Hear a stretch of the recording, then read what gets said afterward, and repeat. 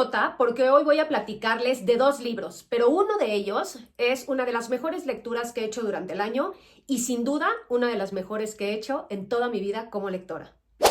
Hola libreros, ¿cómo están? Bienvenidos una vez más al canal, martes de gran recomendación, y es que este libro me volvió loca en todos los sentidos y voy a platicarles de él.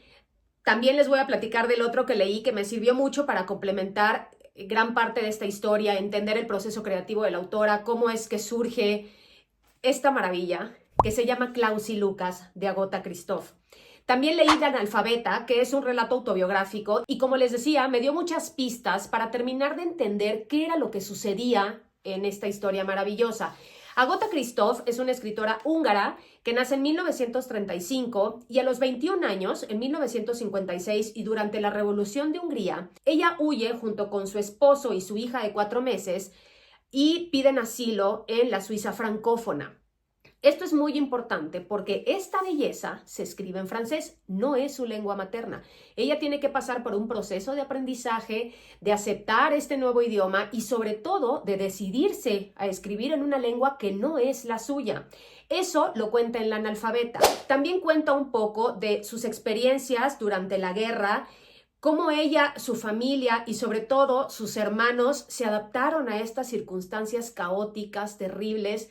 Cuando yo leía fragmentos de La Analfabeta decía, claro, esto está perfectamente bien reflejado, sobre todo en la primera parte de este libro, que es el Gran Cuaderno. Y para que ustedes lo tengan en cuenta, Klaus y Lucas se escribe en 3 partes. La primera parte es el Gran Cuaderno, que se escribe en 1986. La segunda parte es La Prueba, que se escribe en 1988. Y la tercera parte se llama La Tercera Mentira y se publica en 1991. Tengo entendido que esos 3 libros por separado fueron publicados por Seix Barral. Afortunadamente para nosotros, Libros del Asteroide recopiló esos 3 libros y los tenemos en esta edición, que además tiene una traducción impecable, como suele pasar con los libros de esta editorial. Aquí ya están reunidos el Gran Cuaderno, La Prueba y La Tercera Mentira, y todos son realmente maravillosos. La historia es un reflejo de lo que ella vive, como les decía, durante su infancia. Y ante esta necesidad de contar la historia es que ella escribe el Gran Cuaderno con estos 2 personajes como protagonistas, que son Klaus y Lucas. Cuando ella termina de escribir este manuscrito, comparte con su hija esta necesidad de publicar su historia, manda manuscritos a varias editoriales francesas importantes en ese momento y varias de ellas se lo rechazan, hasta que una de ellas le dice, ok, tu libro es maravilloso, vamos a publicarlo. Así es como surge el Gran Cuaderno. Y a partir de ahí, y sobre todo porque en el Gran Cuaderno el final queda abierto, eso le da la posibilidad de continuar con la historia. Es un libro que, más allá de intentar entender, lo que yo quiero que disfruten de esta lectura es la experiencia que implica hacerla. Como lectores nos pone a prueba, y no porque la historia sea confusa, además, sino porque además hay una manipulación hacia el lector para hacerle entender que todo puede ser verdad y todo puede ser mentira, como suele pasar dentro de la literatura. Muchas veces nos cuestionamos si las cosas suceden o no, y creo que aquí lo más importante es el retrato que se hace de la guerra desde diferentes perspectivas, porque son varios personajes, aunque los principales son Klaus y Lucas, evidentemente. En el Gran Cuaderno se cuenta la historia de 2 niños que son gemelos, a los que su mamá lleva a vivir a casa de la abuela para ponerlos a salvo de las atrocidades que se están viviendo. Estos 2 niños desarrollan un mecanismo de defensa que consiste en ponerse a prueba ellos mismos, simulando un poco la realidad que está allá afuera. Es una infancia marcada por las carencias, por los abusos, por la injusticia, pero así como estos 2 niños están intentando crear un entorno para ellos, también nos dan una muestra de lo que es la caridad, de lo que es intentar ser buena persona y ayudar al prójimo, aunque en algún punto de la historia nos resulta inconcebible creer qué es lo que está pasando, porque claramente, además de todas estas carencias emocionales y físicas, también hay un tema de abuso. Por ahí, mientras leía La analfabeta, ella habla de los autores franceses a los que cuando ella aprende el idioma ya tiene acceso, y uno de ellos es el Marqués de Sade. Y ustedes no me lo van a creer, pero en alguna de las páginas de esa primera parte yo puse Sade eres tú, porque lo que está contando es completamente irracional. O sea, no cabe en nuestra cabeza que alguien puede estar pasando por eso. Habla también desde la perversión. Algo maravilloso de ese gran cuaderno es el lenguaje. Y ojo, ella no dominaba el francés. Pasaron varios años para que ella pudiera aprenderlo, pudiera comunicarse de la manera correcta. Entonces, ¿qué pasa? Que en el gran cuaderno el lenguaje es descarnado, es directo. Por ahí leía una reseña que decía que es completamente desadjetivado y me regresé a buscarlo y tiene toda la razón. No adjetiva por adjetivar, no adorna las escenas, no las exagera. Es cruda, es precisa, es filosa y eso todavía conmueve más porque estamos hablando de dos niños y estamos hablando de ese lenguaje aparentemente simple que podrían utilizar Klaus y Lucas y que a nosotros nos confronta con una realidad que, aunque hemos visto en otras historias, en este libro se aborda de una manera muy distinta. Es maravilloso también porque esa primera parte está narrada en una primera persona del plural. O sea, está hablando uno de los personajes en nombre de los dos, de su hermano, pero nunca sabes quién es el narrador. No sabes si es Klaus y no sabes si es Lucas. Creo, sin temor a equivocarme, que para mí el gran cuaderno, o sea, esa primera parte, fue la mejor de las tres. No voy a quitarles valor a las otras dos, pero esa entrada a la historia, esos capítulos tan cortos, esa contundencia, me desestabilizaban por completo y no me permitían soltar la historia. O sea, era querer saber más y más y más. La descripción de lo que están viviendo, cómo lo están viviendo, de sus necesidades, de sus padecimientos, el retrato de la abuela y de las personas que están a su alrededor.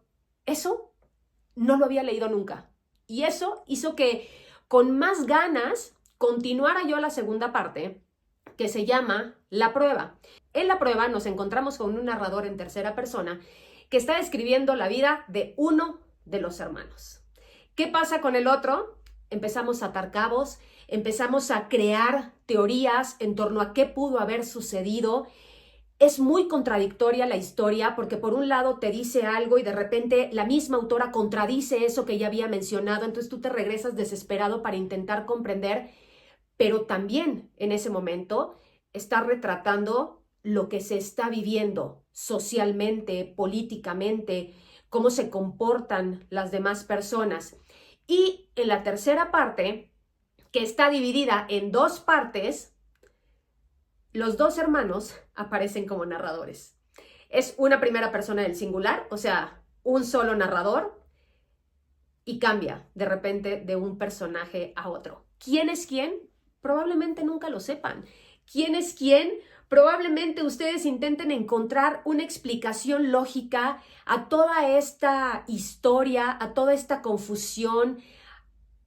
Yo lo justificaba mucho con este desequilibrio emocional que se vive cuando uno padece experiencias o vive experiencias como estas, de las que difícilmente sales bien librado, sales bien parado, sales entero. Eso es lo que está haciendo Agota Christoph en Klaus y Lucas, darnos perspectiva. Creen ustedes sus propias teorías, no se sientan frustrados porque no logran llegar a una que les parezca la correcta, porque creo que en esta historia todo cabe. En esta historia lo que verdaderamente importa es que la verdad es sobre lo que sí sucedió, que es la guerra. Lo demás puede interpretarse de 1000 formas. Esa parte no saben cómo la disfruté, porque como lectora sabía que estaban jugando conmigo, sabía que el autor estaba jugando con una concepción de algo que yo podía crear y que en algún momento ella iba a derribar. No saben cuántas veces me regresé para comparar escenas y decir, ok, esto sucedió aquí, pero también habían contado que había sucedido en este momento y aunque se parecen, son distintas. llegó un momento en que dejé de intentar encontrarle ese sentido lógico que siempre estamos buscando. Me quise quedar con la experiencia de una autora que logró ponerme en un momento dolorosísimo, porque nunca se dice en qué país está ubicado la historia. Yo asumí, después de hacer mucha investigación, que era Hungría, que cuando hablaba de esa lengua impuesta estaba refiriéndose a los rusos, para que ustedes tengan pues una noción de en qué momento está ubicada la historia, pero habla sobre todo de los padecimientos, de esta ruptura emocional, de las rupturas familiares, de las pérdidas. Tiene escenas con connotación sexual muy agobiantes, sobre todo por quién las está viviendo y cómo las está viviendo y cómo se dan, porque a pesar de todo, estos niños, sobre todo en esa primera parte, están normalizando lo que viven. Ellos están creando su propio sistema de valores de acuerdo a lo que los rodea, al entorno, porque todo influye. Y esa parte, de verdad, no sé cómo explicarles la emoción que me provocaba. No sé cómo explicarles la emoción que me daba seguir avanzando y seguir descubriendo y seguir enredándome y decir, qué genia esta mujer, porque logró que mi cabeza no solamente pensara en una historia, sino que también pensara en todo lo que va más allá de la historia. Su propuesta narrativa es impecable. Y cuando les digo impecable, es porque de verdad se merece un 10, o sea, un 100. Alguien me preguntaba por qué le había yo dado 5 estrellas y por qué lo consideraba uno de los mejores libros que había leído en toda mi vida. Para mí son varios los factores. Uno, que tengo una gran historia y Klaus y Lucas la tiene. Dos, que haya una gran creación de personajes, y creo que aquí no solamente es cómo los construyes, sino es cómo los creas psicológicamente. La número 3 es que haya este juego entre lector y autor, o sea, que te logre vincular, y por eso hablo mucho de esta manipulación a la que me sentí sometida, que la disfruté inmensamente. El lenguaje es otro de los factores también que me parecen muy importantes. Y algo que me quedé pensando después de hacer esta lectura fue precisamente en este concepto que nosotros tenemos de la literatura, y creo que aquí cabe. En la literatura las cosas pueden ser tan ciertas o tan falsas como nosotros querramos que sean. Por eso les decía que en esta historia lo importante es el entorno en el que se está contando. Todo lo demás tiene 1000 posibilidades y cada uno, como lector, encuentra una salida. Creo que nos permite espejearnos, ¿saben? Y decir, ok, yo creo esto, pudo haber sido esto, esta es una posibilidad, esta no, aquí se contradice. Yo lo que disfruté de este libro es que me permitiera regresarme, que me pusiera a jugar, ¿no? Y esta escena dice esta cosa, y en esta página lo había mencionado, pero entonces sí es cierto, no es cierto, este personaje ya había aparecido, porque depende mucho de nuestra visión, cómo vamos construyendo también la historia. Eso por un lado con Klaus y Lucas, y con La Analfabeta, que es un libro que les recomiendo inmensamente. Son, no sé, 60 páginas, lo leí creo que en media hora en el Kindle. Ella cuenta parte de su experiencia, parte de su infancia, la relación con sus padres, todo en capítulos muy breves. Son 11 capítulos, son como, sí, 11 capítulos autobiográficos que se van en una sentada. Y también habla, como les decía, de cómo adopta el francés como lengua, cómo ella se siente una analfabeta, porque ha perdido su lengua materna, porque tiene que aprender nuevamente muchas cosas, y este sentimiento tan doloroso de dejar tu país, de dejar tu patria, de dejar lo que más amas y empezar una nueva vida en la que nunca terminas por sentirte a gusto. 2 libros espectaculares. Sí, de La Analfabeta me hizo falta más. Yo entiendo la forma de escribir de Agota después de leer Klaus y Lucas, es muy precisa, no le sobran palabras, no suele hacer grandes descripciones ni dar grandes explicaciones, ella a lo que va. Sin embargo, me hubiera gustado saber más de la autora. Pero bueno, recomendadísimo. Es que ni siquiera lo duden. Por favor, confíen.